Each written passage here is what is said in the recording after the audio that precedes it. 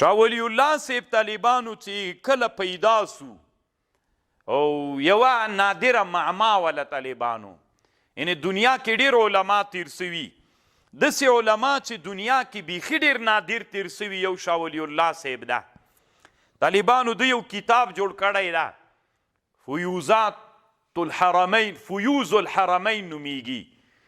دی کتاب کې داسې لیکلي دي، تاسې ورته متوجه سئ د خبرې. موږ د افغانانو هم یو لوی منقبت پروت د طالبانو په دې فیوز الحرمین کې لیکي، وایي زه خوب مې لیده، یو ورځ خوب مې لیده،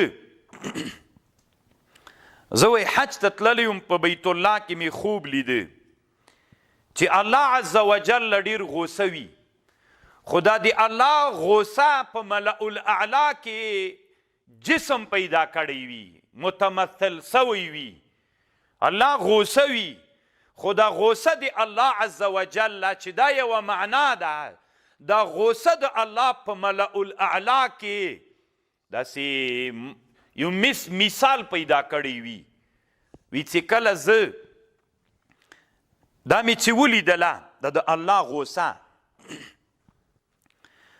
وي، دا د الله غوسې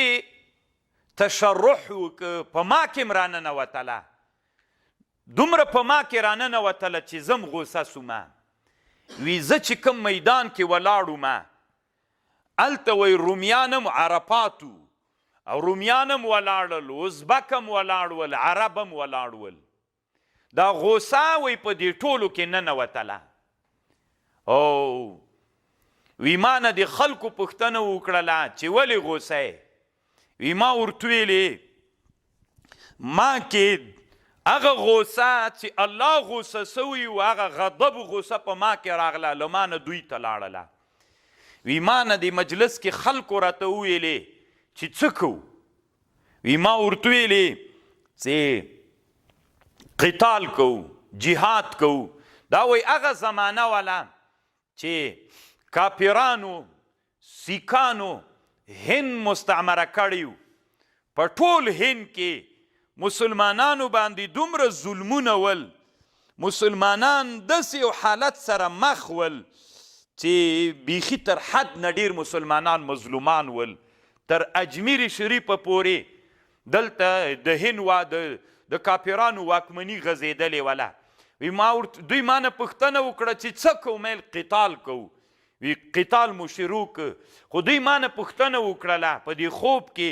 دغه خلک چې ولاړ ول چې تر څه وخته قتال کوي؟ ما ورته ویلې چې د ما له بدن نه غوسه چې ورکه سوله، قتال مو خوب کې شروع که، فتح مو شروع کړله، روانه وه روانه وه روانه وه، قتال مو کو چې اجمیر ته راغلو، اجمیر شریف فتح سو. وی چې دا فتح سو نو بیا مې وایي په دې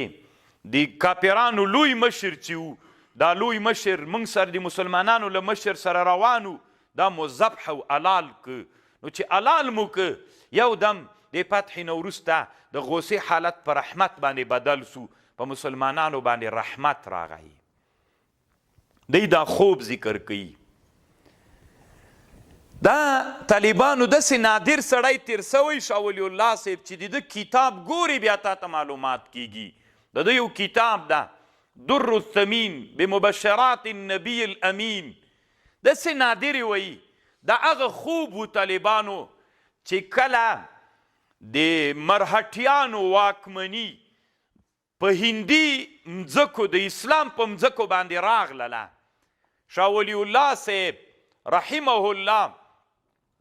چې کوم خط احمد شاه ابدالي ته رالیږلی طالبانو، دغه خوب دا احمد شاه ابدالي د دغه خوب تعبیر د طالبانو